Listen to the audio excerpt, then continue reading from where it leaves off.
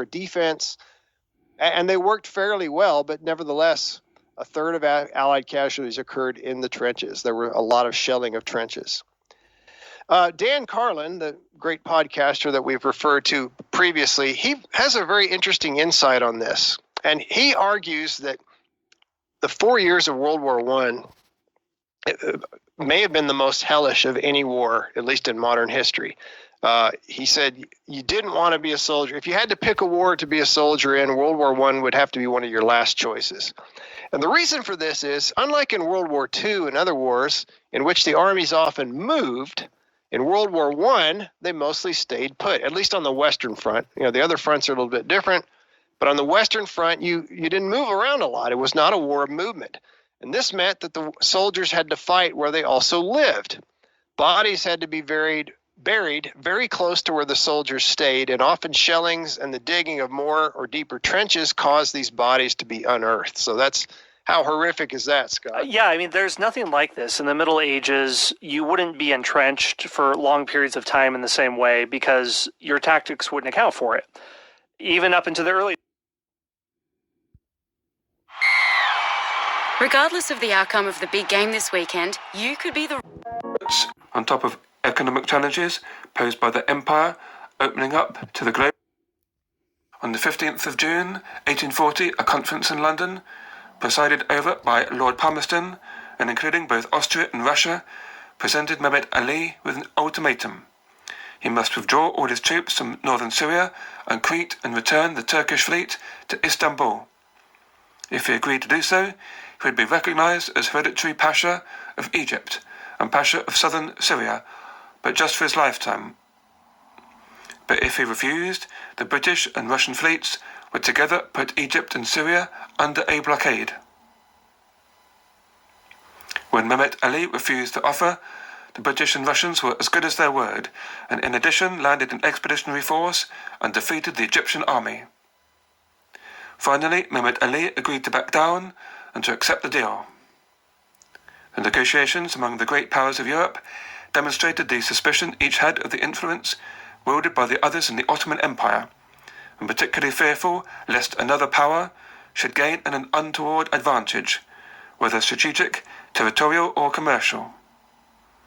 In July 1841, they together signed the Straits Convention, where it was agreed that the Dardanelles and Bosporus should remain closed to foreign warships in times of peace. From this time, British influence in the Near East began to flourish. With their advanced industrialization and economy, they were the best placed to profit from the commercial opportunities there. Mehmet Ali made no further attempt at expansion before he died in 1849 at the age of 80, and the dynasty which he founded was to last well over 100 years, until the middle of the 20th century. It is difficult to assess the legacy of Sultan Mahmud II, during whose reign Greece, Serbia, Moldavia and Wallachia all broke free. Algeria was occupied by the French, and Bessarabia and large parts of the Caucasus by the Russians. Lord Kinross describes him as one of the greatest of sultans. In his book, The Ottoman Centuries, he writes, quote, "Unlike his great predecessors, he was no military leader, and the Ottoman Empire consistently shrank under his rule.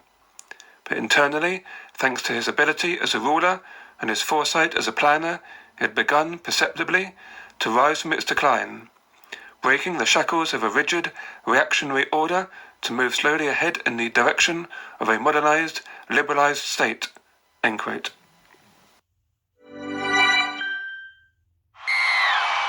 Regardless of the outcome of the big game this weekend, you could be the real winner. With Ready, a podcaster. You just don't know.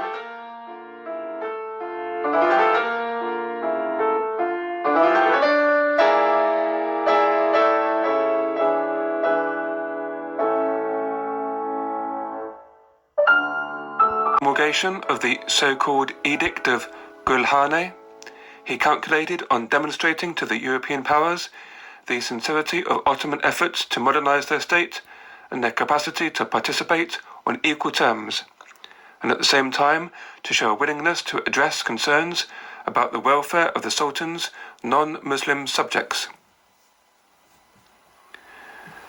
Within the Edict of Gulhane was an emphasis on the rule of law instead of personal, arbitrary decision-making.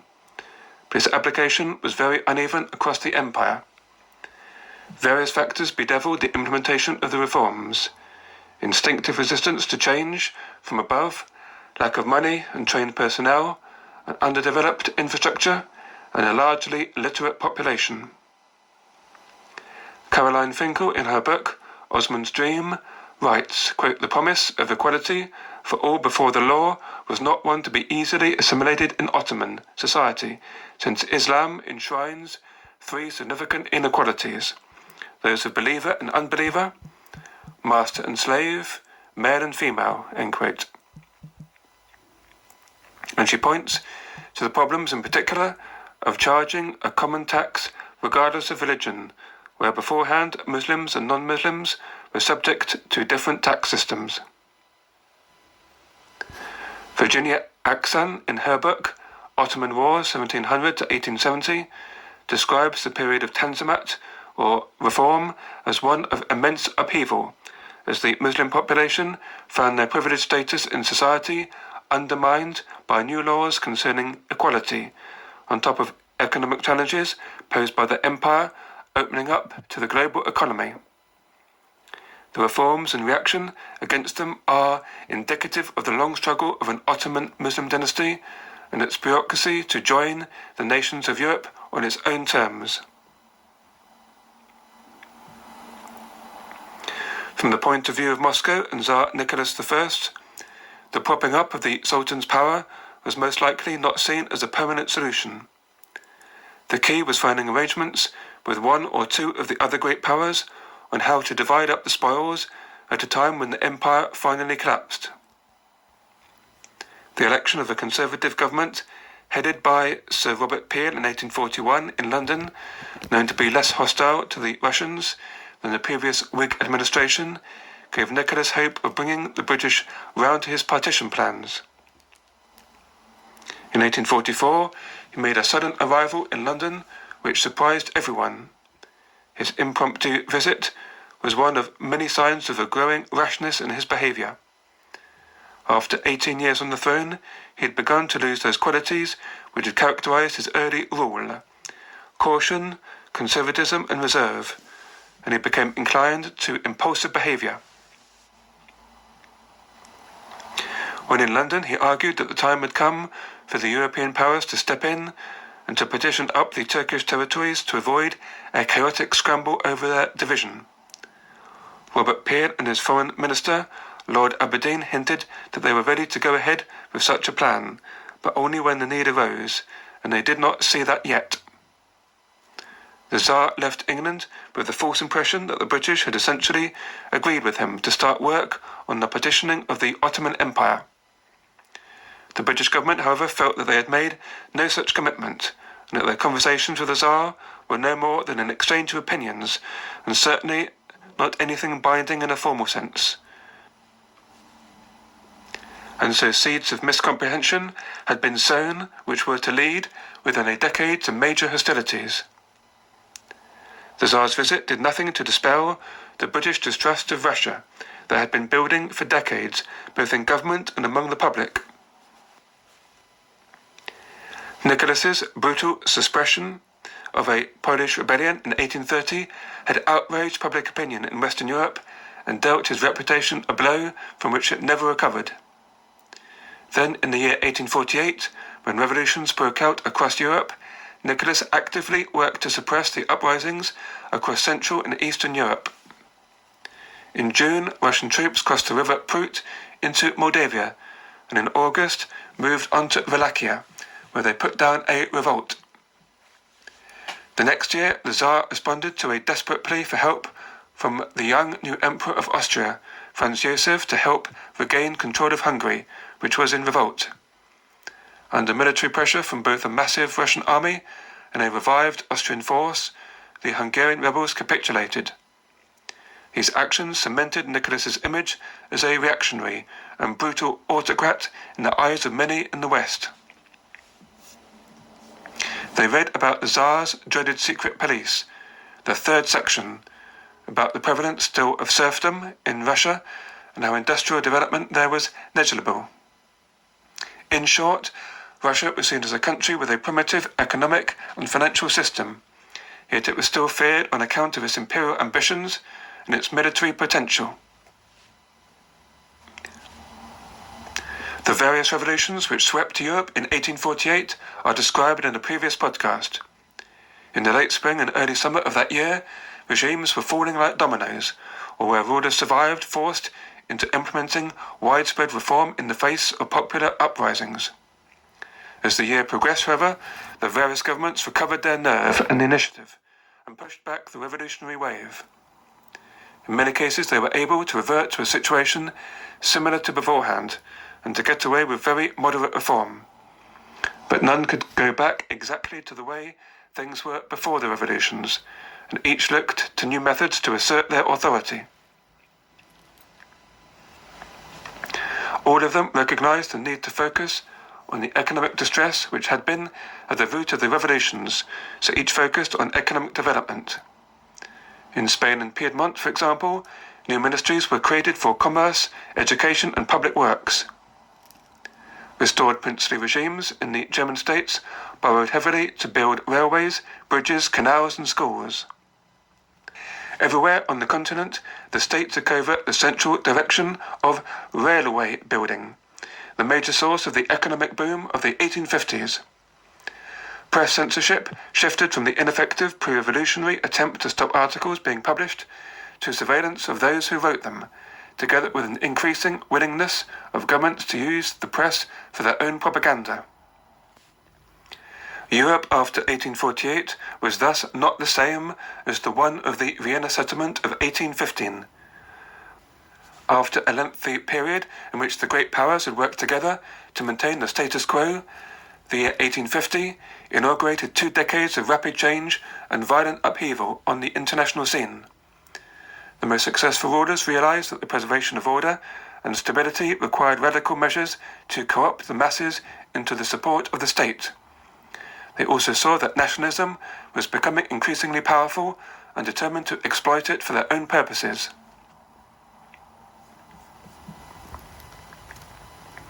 One such ruler was Louis Napoleon of France, who has some claim to be the first modern dictator.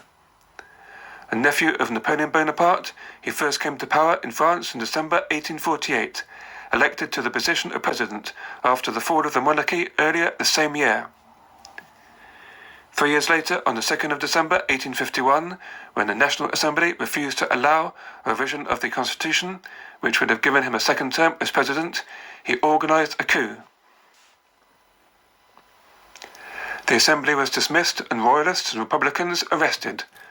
A fortnight later, a plebiscite was held and the people of France voted overwhelmingly to support the new constitution. Within a year, Louis Napoleon was created emperor for 10 years as Napoleon III. His familial connection to his uncle, the great Napoleon Bonaparte, was crucial in his elevation, but he realized his legitimacy depended on popular support, not on some old established religious or secular principle or tradition.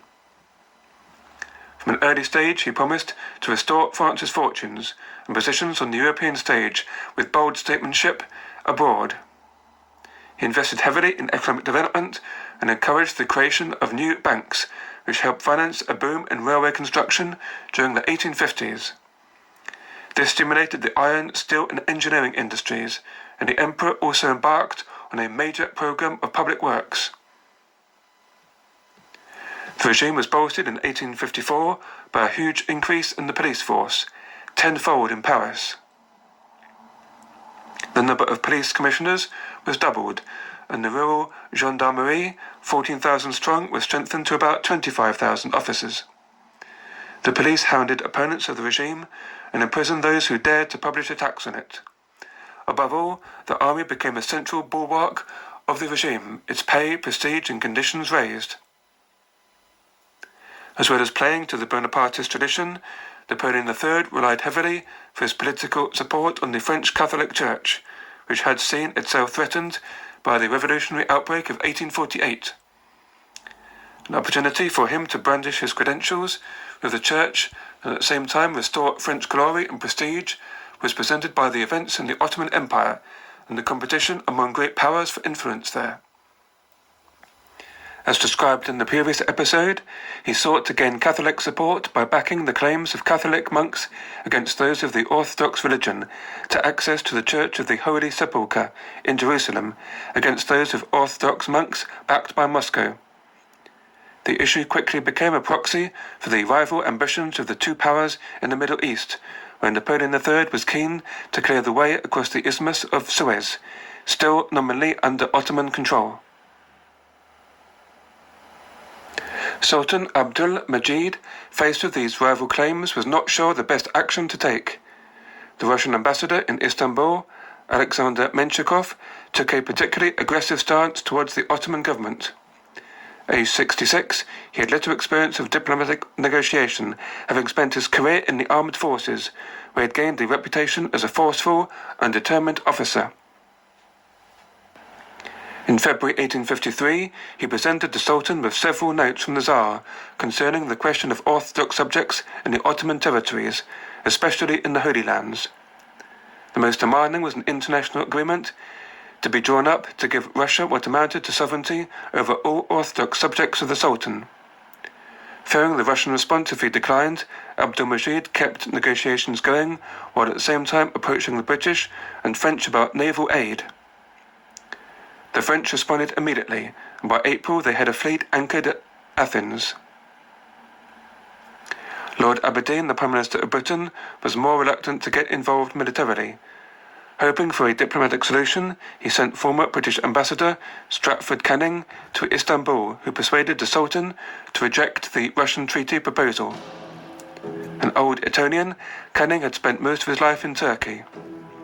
Tall, dignified and generally well regarded, the Turks trusted him implicitly. The Sultan agreed with Menshikov to negotiate on the holy places, but refused to give way on the border question of Russia's right to protect Orthodox subjects in his empire.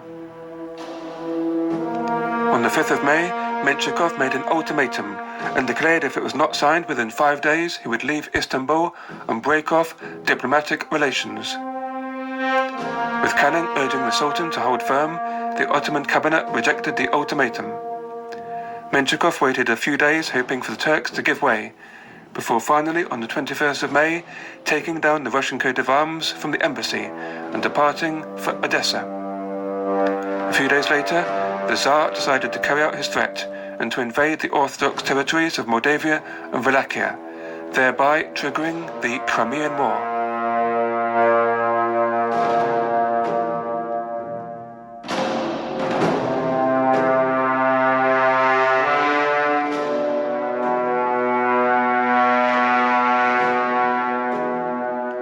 My name is Carl Rylett, and you've been listening to a History of Europe Key Battles podcast. You can contact me directly at Carl, that's C-A-R-L, at historyeurope.net, or on the Facebook page for the podcast. If you'd like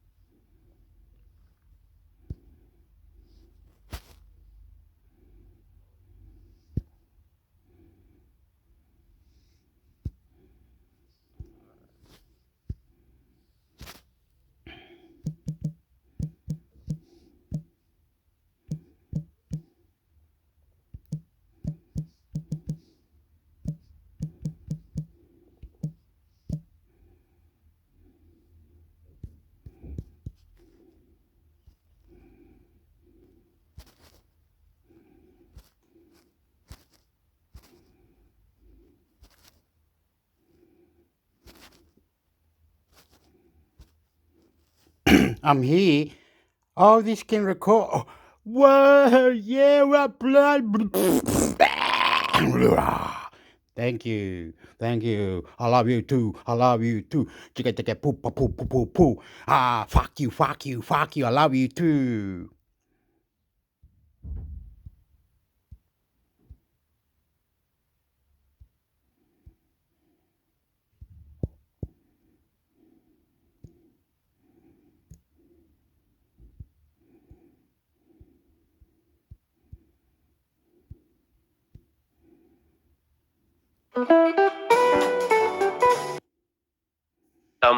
And I kind of made a promise to myself that I was going to kind of dedicate my life to something that I was already starting at that time, which was science communication. And then I kind of went full force, and that was in 2011. And here in 2022, I'm this program coordinator at the Space Center. And that will be starting next season. So, interesting thoughts for sure. Because from a fan perspective, as you were saying, like for the paying customer, they want to see different teams, different matchups. You get to play every single team. I guess it's time for a change. I guess as you alluded to, the NBA obviously has done this for years. The NHL as well, of course, impossible for the NFL, given like how many games they play in a season, but definitely a new change for sure. Finally, Brett, you alluded to the Padres earlier as being frauds.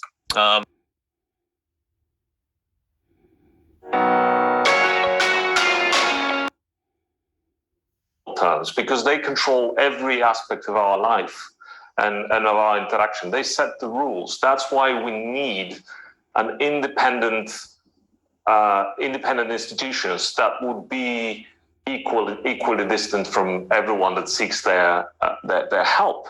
And also, that's why judiciary is so important. And we need institutions that are able to change as society changes and taking into account the different interests. That's why civil society and different civil society organizations are so important, because you can't possibly have a centralized structures of the public administration that would be able to take all these different interests into account, because essentially democracy is a rule by majority, but taking into account the interests and the grievances of all the different minorities that are out there. That's why institutions are so important. And it also, as you mentioned, that is why most of the civil society can only be as capable as it is allowed to be, as the institutions are actually there. And there are two specific issues here. There are many different civil society actors. There are the activist civil society, that just put a value like in human rights, let's say in absolute terms, and then they go about fighting all the way, everywhere, in all possible means, no boundaries or legal possible means with the government to make it happen. But most of the civil society is actually depends on the leverage they could have with the government, on the engagement they have with the government, on different government institutions. And that's only natural, because the resources that the government has at their disposal, the power they have, is tremendously higher than what civil society have. I mean, we have either data, knowledge, speaking with citizens, so citizens' interests, membership, all such values, and the government has the instruments to deal with that. So essentially, we need most of civil society in the region. If you look at them, that they are apolitical. They don't have. In their charters, they usually say they don't have any political preference. That means they will work with the government of the day to make things happen, to move forward. And that's what has been worrying in recent years. Let's say we've seen it all across the region, including starting from Hungary, also Poland, Bulgaria, so EU members, but also notably Serbia and Albania, where we've had very strong leaders that have closed in the bridges of communication and of engagement with civil society. And I have to make this clear. Of course, it's civil society that wants to have communication with the government, but it's also in the best interest of government to ensure as broad a civil society engagement as possible. And here's the tricky part. Corruption is a sensitive issue. Yes, it is a self-defeating problem. If a government goes around admitting corruption and not do anything about it, and not being able to convince citizens that they can do anything about it, then this might backfire. And politicians understand that very well. They understand that because they have typically 4-year terms, it's very difficult to make progress on something that has been systemic for many, many years, something that even some say is part of, has become part of the culture. I disagree with that, but it has been part of habits of sorts in some areas and in certain domains. That's why tackling protracted issues like corruption requires decades. Think about historically, if we look at nations that have tackled corruption, like if you look at the US in the late 19th century, where they had systemic problems with corruption and monopoly and stuff like that. If you think of Singapore, if you think of some Central European nations like Estonia, it took them more than 30, 40 years of very aggressive, sustained trial and error to deal with that corruption. And then it took them another 30 or 40 to actually clean up the system, because there is a lot of dirty money. And once this dirty money creates its... Welcome to your active study. Actually talk about when we talk about the internet. I don't see the risk. But what I do see it already is that on the content side, in regions and other places where there are governments who would like to control more of what happens on the information side, as I say. So we make this difference between the technical infrastructure that provides the internet and the content side. So there is no real split internet today. It's my message, but there's always a risk it will be if someone wants to build an alternative internet, what we would call the alternative domain name systems. So, and when you refer to divisions on the content side of things, I understand you're talking about the Great Firewall that we see in China, for example. So if governments can find, although sophisticated ways to sort of shield information from the outside world, what is the interest in trying from time to time also to set up a parallel or a separate internet infrastructure?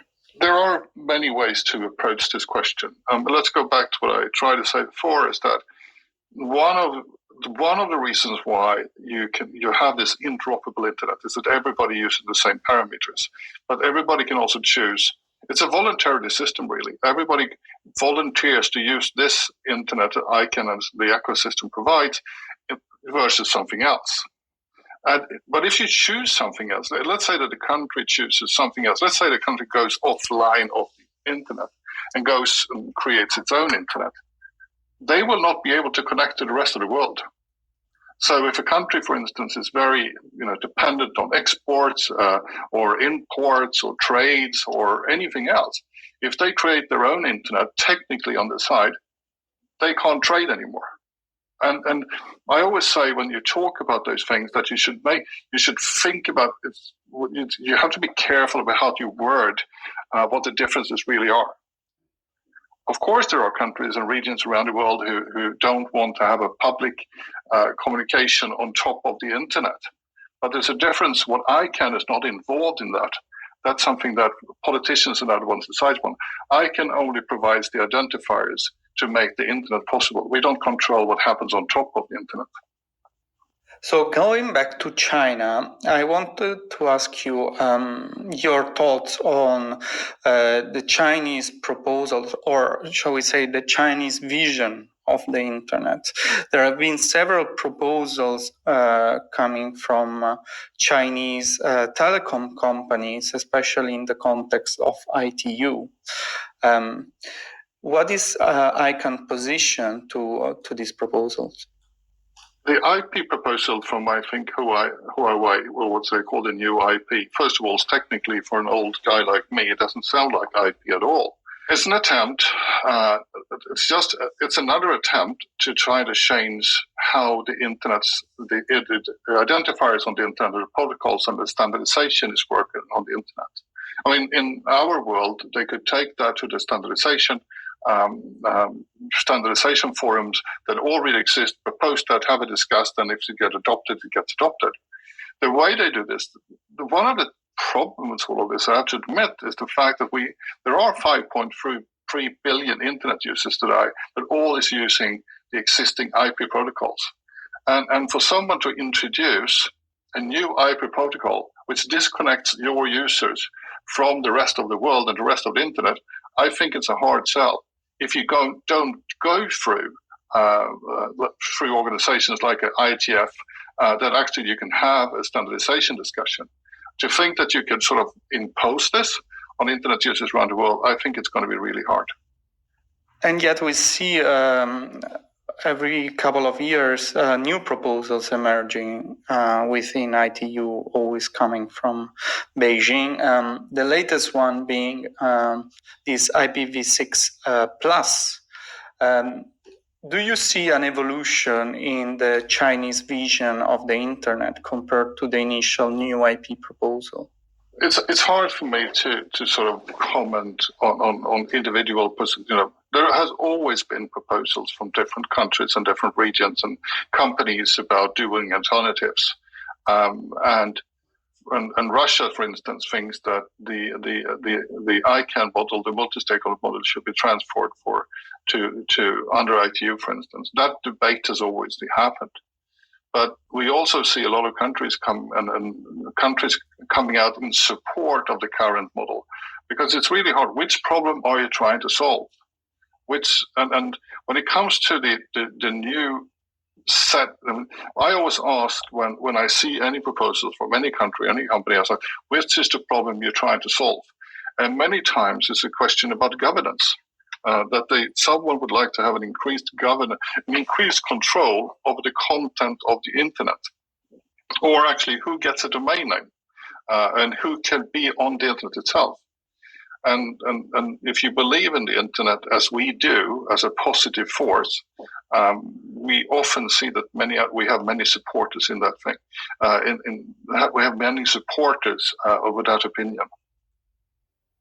And indeed, many critics of the new IP proposal defined it as a solution in search for a problem. But the question of governance is indeed out there for what concerns the internet architecture.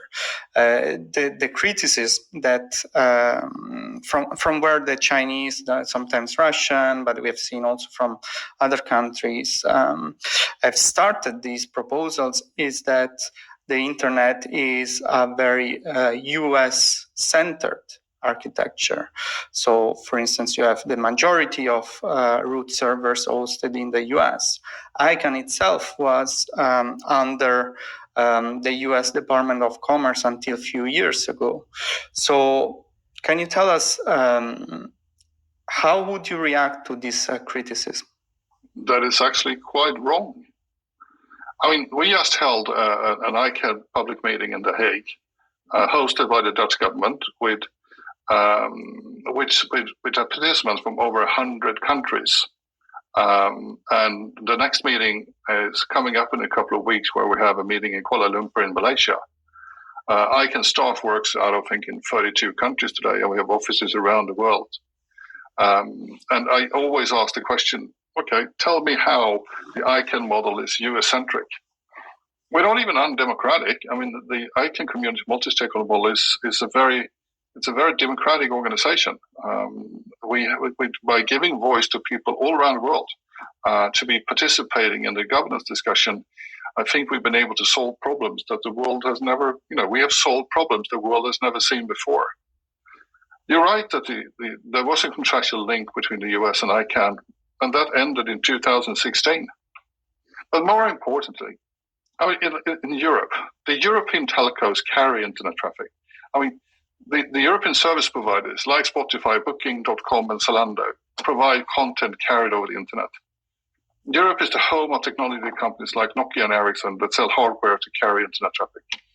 I mean, Europe also hosts hundreds of root servers and 10,000s of DNS resolvers. I mean, to argue that the US controls the internet is like deliberately false narrative to underpin misguided policies like the DNS for EU. Sorry to say that. If the US were to shut down access to its root servers, Europe could continue already today to run the internet, because that's how the internet is designed in the first place. It's interesting what you just said, that this is a misconception that is at times used to justify policy proposals. And in particular, we have seen a sort of drift between the US and the EU due to this European digital sovereignty agenda. Do you see a repercussion on the way the internet will continue to operate following the new EU legislative proposals? So I make a difference between the European Commission sometimes and the EU. The European Commission, through the EU, just signed off a paper from the White House, with I think support of 60 plus countries about the ICANN and the MS model. And then sometimes I see proposals from the European Commission that wants to regulate what ICANN does. And that's a different, there's a disconnect there which we don't really understand. But on the overarching, when it comes to the support of the internet governance model in the ICANN world, I would say that the majority of the countries of the world are very supportive of that model. Remember that in ICANN, the GAC advisory committee in ICANN, we have 160 plus country members as well. And yet we see also from time to time initiatives such as this Alliance for the Future of the Internet in the US that sort of called for a coalition of countries to defend the internet. But as you just said, the internet is based on multi-stakeholder process. So is it one of the main challenges that you have to explain to governments every time, also when there is a change in the administration, for example, how the internet works and how they could, even if they don't want to, affect its functioning? First of all, ICANN as a public interest organization should be scrutinized. We should be asked hard questions, and we should always work towards be transparent, open and accountable for the decisions that ICANN, through its multi-stakeholder model, does. So some of the questions we get, we do get surprised that we get them from. But on the other hand, it's everybody's right to ask those questions, and that's why anyone can walk into an ICANN meeting when we have it, either virtually or through physically when we have them, and ask the questions directly to ICANN. It's Parliament through what I call the Parliament through the ICANN multi-stakeholder model, the community that really sets the policies. So we should always be scrutinized, and people should always ask if there are better alternatives to do the internet that we do today. Otherwise, we will stagnate, and we shouldn't do that.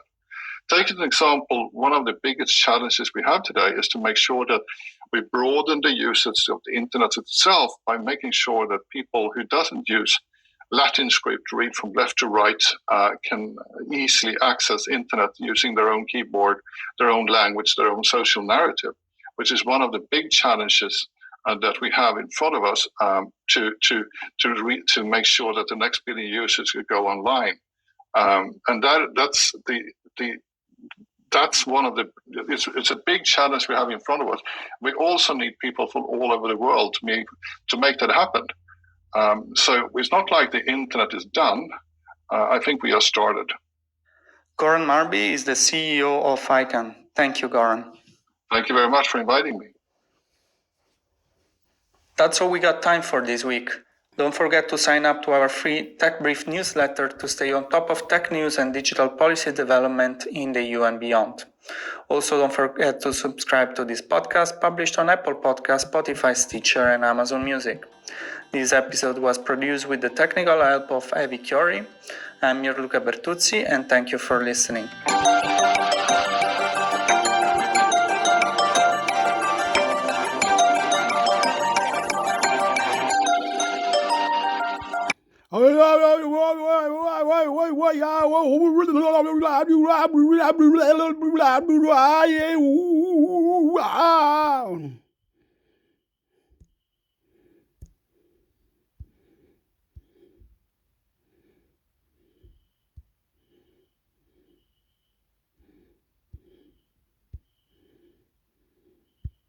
Sometimes directions can create of their podcast that they put on YouTube. We have a video version of the podcast at youtube.com/DTNS, right? Separate advances and things, thinking about how great they've got at YouTube. We've gotten all these chapters and you got markers and things, audio podcasts, even if they don't have any video component. Everybody would like a slice of the ad money that's available for podcasting. YouTube spot $20 in markets based on where they get the most interest during the sign-up phase, as well as where they have partner theaters. Right now, they say they're partnered with 25% of U.S. theaters.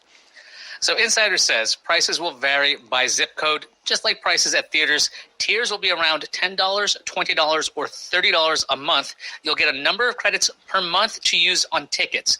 We don't know how many per tier or how many credits per movie that is. We also don't know if it excludes any movies or which theaters it'll work with. It'll also have a black card, not a red card. You can use it to pick up tickets at the box office, though you can also book them through the app. And no details about anything crypto related have been announced yet. MoviePass says it'll have more details soon. Yeah. This comes as theaters themselves are struggling to stay afloat. Cineworld, which owns Regal Theaters here in the U.S., said it is, in fact, considering filing Chapter 11 bankruptcy. Chapter 11 is the one that lets you continue to do business while you reorganize your finances, so it doesn't look like they're going out of business, but they're certainly not booming. So the question is this a good time for MoviePass to get into this business when there aren't quite as many people going to the theaters? Or is it the good time to get into this because the theaters need the help in generating interest? I feel like it's the latter. I feel like, theaters are struggling, and sure, pandemic stuff kept a lot of people out of movie theaters, but I haven't really been going to movie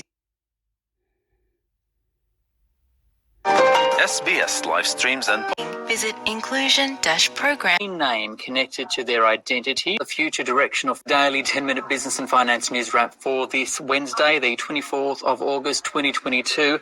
Later, what supermarket giant Coles is saying about the future direction of food prices. But first, individuals and businesses have less than 1 month to reserve a new domain name connected to their identity or operations before it goes on sale to the general public. It means anyone with an existing .com.au website, for example, can apply for the new shorter .au. Business groups are worried some people don't even know about the changes, let alone the September the 20th deadline, after which opportunists and cyber criminals may be able to access it. So for more, I spoke earlier with Rosemary Sinclair. She's from the government-endorsed not-for-profit administrators of the .au domain name called Aldo. The move is really about innovation and opportunity. Online and on the go. So this is the most recent name change in the .au domain for 20 years. And in that time, the online world has just really accelerated. But not only that, we're mostly living our online world through our mobile devices. So the opportunity to just have shorter, more memorable domain names is really in keeping with an online economy and a mobile economy. So it's all about opportunity, really. And what about in terms of branding, that .au? How significant is that? Look, .au is hugely significant. We know from research that we've done that the work that we put into developing and administering policies and our proactive compliance stance means that .au is a very trusted domain. Consumers that use .au have very, very high levels of trust in a .au domain name, and so they're more likely to transact, they're more likely to look for information, they're more likely to interact. So it's hugely important, Ricardo, and we work really hard to keep .au a secure and trusted domain. And obviously it highlights Australia, right? Yes, absolutely. And that has proven really valuable, not only with Australian users of the internet, but also with international users. One of the surprising facts about .au is that we process 3 billion queries every day for websites or email addresses that end in a .au. We're one of the top 10 domains by size in the world, and we're very heavily used, as that traffic number shows you. Okay, so what do you say to those businesses that say the move to .au isn't necessary, it's extra work for them and purely a money-making exercise because they may have already got a .com.au type website or a .net.au and then feel like, hey, we're being forced to also get this .au to protect our brand so that someone else doesn't take it? Look, a few things I would say. The first is, and this is possibly the most important thing, Ricardo, nothing is going to happen to the .com.au or .net.au if the owner of that domain name does not decide to go with the .au direct. So that's number one. Nothing is going to happen to existing websites or email addresses. Number two, we're really focused on the innovation and opportunity, and we have seen around about 25,000 new people coming to the .au domain because of the policy around .au direct that were not in .au before. So we've got 25,000 small businesses, organisations, people who have already, inside 5 months, taken this opportunity for innovation. So we think that is really important. And we were really interested to see the Productivity Commission come out today talking about the importance of digital and data for the Australian economy. So we're playing our little bit in that. In terms of brand, I would say the .au domain has, since it began, had a range of different options for holders of domain names. So if I take SBS, for example, there's sbs.com.au, sbs.net.au, sbs.id.au, and if you press sbs.co, you go to sbs.co.kr, which is Korean broadcaster. All those users of SBS have existed quite happily together without anybody feeling that their brand is at risk.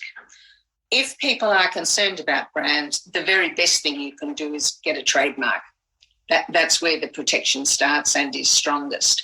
So I think concerns about coexistence are really not well-founded. Okay, so let's talk the technicals. How does one go about registering for a .au domain name and by when? The date that we want people to have in their minds is the 20th of September. That is particularly important for people who already have a domain name ending in .au. For those people, I would say please go to outer.org.au, and that in itself is a great example of where .au helps, because in the future I'll be able to just say, just go to outer.au. It's simpler, it's more memorable. Look for the word priority on the homepage. Once you've found that and click, look for the word registrar and fact sheet, and all the information that you'll need is there in terms of what to do to register for priority allocation. It's the accredited outer registrars that actually provide the service, and they'll be able to help anybody that comes to them. If you don't have a name in .au, then the 20th of September is not so relevant. But again, you can go to the outer website and on the homepage look for the word registrar, and we'll give you a list of accredited registrars. Just go to the one that attracts you and they'll be able to help. Finally, how real do you think are the risks of cyber criminal activity or impact to one's brand if a business in particular fails to take on this .au domain name? Look, we think seriously and all the time about security and trust in .au. Since we launched the beginning of the priority allocation period in March, we've seen some 200,000 applications, of which, as I said, 25,000 were new. We have not seen any uptick at all in criminal activity. But the way we handle criminal activity is we've got a set of policies that require anyone who registers in .au to have Australian presence, to have that presence validated. We're currently doing post-registration checks. We can do audits of anything that looks troubling to us, and we have a very active complaints process. We have terrific links with law enforcement agencies, and we're able to respond very quickly to any requests we get. At the moment, .au is amongst the lowest of domain names in the world in terms of criminal activity, and it's because of the way we administer the domain. We're not expecting to see an uptick of criminal activity because of the launch of .au Direct. Final question, and when we say criminal activity, what do we mean by criminal activity? What kinds, what type? We're talking about bad actors who are maliciously using the domain name system for phishing, malware, botnets, ransomware, and the like. That is a very minor problem. The more major problem, as far as we're concerned, is the cybersecurity standards and practices of Australian small businesses. And this is an area where we all need to do more. It's about passwords. It's about training people to be really careful about links and emails. It's about keeping your software up to date. And it's about third-party providers. We're providing a free tool called AU Check. Anyone can use AU Check, aucheck.com.au. It's a free tool that you can run your website or email, and it will give you a list of things you should talk to your IT expert about. That's our contribution to uplifting cybersecurity standards, and that's really where the big problem is. That's Rosemary Sinclair there from Alda. Now, she did touch on some of the security issues there. So to find out a bit more, I did speak with Ross Widows from BDO about any cyber criminal activity or the impact on brands too. I think the first thing is, to be eligible for this, you obviously need to have a website that was created before the 24th of March 2022, and you've been put on a priority hold until September 2022. If you don't register in that period, then that website domain becomes available for others to take. And there are three risks for me here. The first one is people could register that .au domain and try and impersonate your business or copy your business. Cyber criminals may use it to trigger an attack called business email compromise, where they basically try and scam individuals for payment using email for payment for goods and services. And in this instance, it will look like it's coming from a legitimate website address, because it will be. It'll be coming from a .au address, so it'll be very difficult to spot that, which is obviously not good for individuals. They'll lose money, not good for you as an organisation. There's reputational damage, and you might lose your customer base. The other thing people might do is they might buy that website and use it to defame you or put a less favourable narrative on about your business, and it's very hard for customers to spot that. And finally, you may have heard of a term called cyber squatting, where organizations or people buy these websites purposely just to hold them, either for nefarious purposes, or they might come back to you in months' time and say, hey, we've got this website, we're going to charge you an inflated fee to get the domain back. So I think there's some of the major risks. That's Ross Widows there from BDO. Okay, let's take a look at the share market now. The ASX 200 rose today, first time this week, up 0.5%, 6,998. Also included there some profit results from Coles. For more on the day's market action, I spoke earlier with Niv Dagan from Peak Asset Management. Yeah, they're up about 36 points, Ricardo, predominantly on the back of oil and gas and WiseTech's result.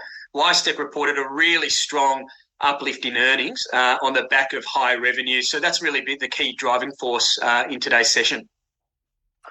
I'll talk more about profit numbers in a few moments. But first of all, shares are up, but aren't investors still worried about the outcomes of the US Fed member meeting at Jackson Hole later this week and the potential for still aggressive rate rises?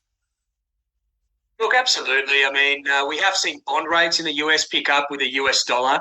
Inflation is still a concern. Having said that, it did fall from 9.1% in the US to 8.5%. So we have seen potentially the top end of inflation, and the market is looking forward on earnings, outlook statements, and what to expect in the fourth quarter. So we feel that's largely factored in. All eyes, though, will be in the European winter and the impact that oil and gas prices will have on inflationary pressures going forward. Profit reporting season rolls on. The one I'm interested in today is Coles because it really has something to say about the consumer and inflation. So what was in the announcement that tells us more about inflation and the direction for prices?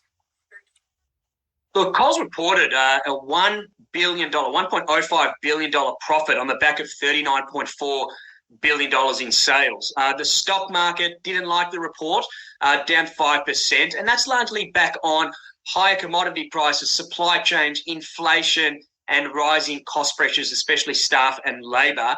Inflation was a really, really big concern in the second half, and that was up over 3.6%, and Coles saw that as a really, really big concern overall. So the outlook statement was soft, and commodities and pressure across the board is driving further cost pressures across the business lines. Any other profit numbers that you saw today that were interesting? Look, just one note is Whitehaven's profit. That was only a few days ago, $3 billion profit. Oil and gas such as Santos and Woodside is really strong. Commodities across the board. So it looks like commodities, oil and gas, and coal are really big in favours in terms of investors' appetite. And finally, in this environment, rising interest rates and inflation, where do you see the opportunities?